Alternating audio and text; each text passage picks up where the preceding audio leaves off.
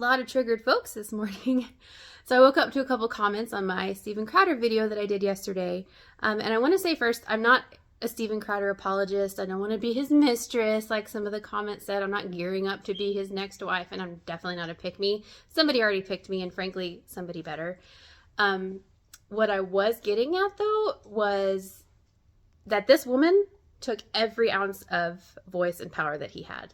She was almost effortlessly able to destroy his reputation. Now, I will agree with most of y'all that he kind of does that pretty well on his own because, again, as I said before, he's an ass. But again, as I said and replied to a couple of my comments, you can disagree with someone's behavior and still kind of agree with their message. Like, that's like what maturity does, you know? Like, I don't necessarily agree with some of the stuff Candace Owens did, but I can still say that she's brilliant and say that I love her because she does do great things.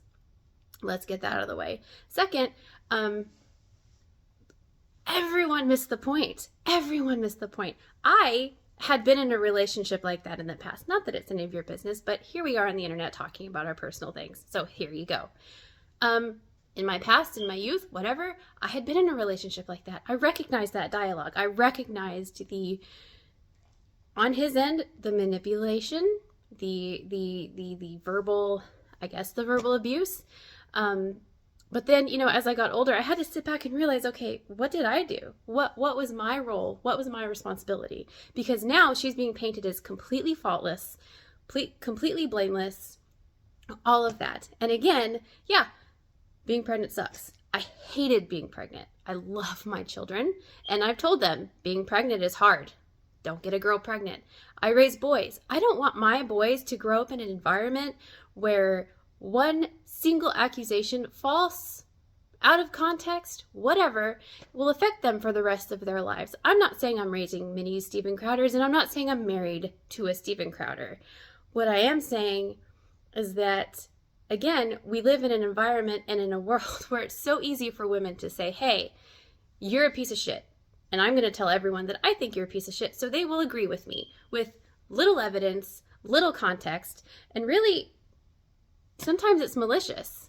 Okay, this was already pre-recorded. The video was edited. It was already sent out. And I'm pretty sure from like other analyses that I've seen and read and all of that, some from liberal, some from conservative, don't get sensitive, is that it was edited and that somebody already had this waiting in the wings. So maybe his initial video announcing his divorce was actually a preemptive strike.